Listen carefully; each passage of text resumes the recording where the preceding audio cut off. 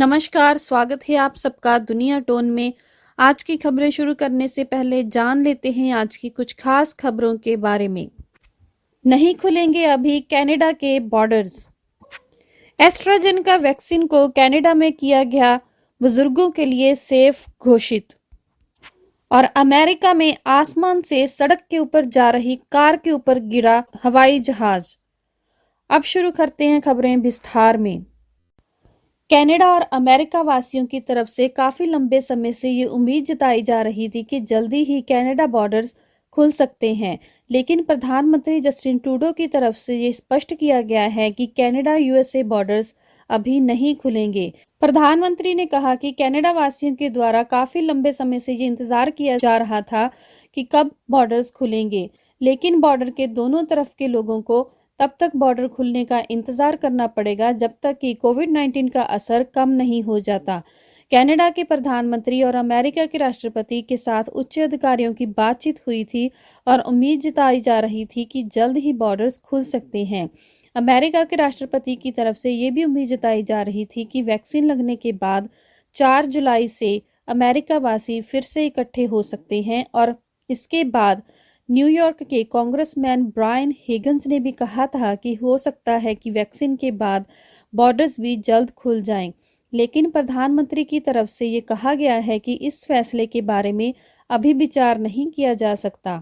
आपको बता दें कि अमेरिका और कनाडा के बॉर्डर्स 21 मार्च तक बंद रहेंगे और हो सकता है कि ये बॉर्डर्स अभी एक और महीने के लिए 21 अप्रैल तक बंद रहें।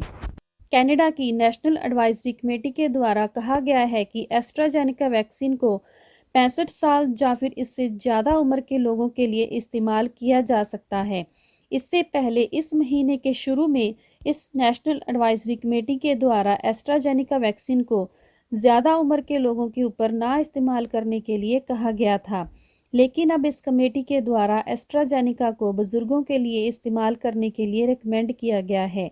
कमेटी ने कहा है कि ये इंजेक्शन बुजुर्ग लोगों के लिए सुरक्षित और इफेक्टिव है। इससे पहले प्रधानमंत्री के द्वारा भी लोगों को ये भरोसा दिलाया गया था कि एस्ट्राजेनेका की वैक्सीन सेफ है और लोगों को ये इंजेक्शन लगवाना चाहिए। आपको बता दें कि एस्ट्राजेनेका वैक्सीन को कई यूरोप देशों में रद्द भी किया गया था, क्योंकि वहां पर इस वैक्सीन को लगाने के बाद कई लोगों के ब्लड में क्लॉट्स बनने की समस्या आई थी। लेकिन प्रधानमंत्री जस्टिन ट्रूडो की तरफ से कहा गया है कि एस्ट्राजेनेका को हेल्थ कनाडा के द्वारा काफ़ी जांच करने के बाद ही कनाडा में अप्रूव किया गया है। प्रधानमंत्री के द्वारा बताया गया है कि कनाडा में एस्ट्राजेनेका का जो बैच आया था वो वाला बैच नहीं था जो यूरोप में गया था। एस्ट्राजेनेका की इस वैक्सीन को भारत के सीरम इंस्टीट्यूट की तरफ से तैयार किया जा रहा है। अमेरिका में एक जहाज भयानक सड़क हादसे का शिकार हो गया है। ये सारी घटना एक सीसीटीवी कैमरे में कैद हो गई है। अमेरिका के फ्लोरिडा में सड़क पे ऊपर जा रही एक कार के ऊपर आसमान से एक छोटा जहाज आ गिरा। इस हादसे में पायलट के साथ 3 और लोगों की मौत हो गई है। हादसे में कार चला रहे लड़के की मां की हालत गंभीर बनी हुई है। ये जहाज फ्लोरिडा के पेम्ब्रोक में नॉर्थ पेरी एयरपोर्ट से उड़ा था, पर उड़ान भरने के कुछ मिनटों बाद ही ये जहाज रिहायशी इलाके में सड़क के ऊपर आ गिरा। जिस समय ये जहाज सड़क के ऊपर गिरा तो उस समय एक महिला अपनी कार में अपने बेटे के साथ जा रही थी और जहाज ठीक उस कार के ऊपर आ गिरा।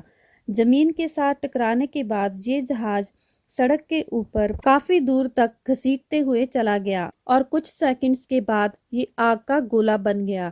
इस जहाज में पायलट के अलावा एक और यात्री की मौके पर ही मौत हो गई। सड़क के ऊपर ये जहाज गिरने के बाद ये बुरी तरह से आग में झुलस गया।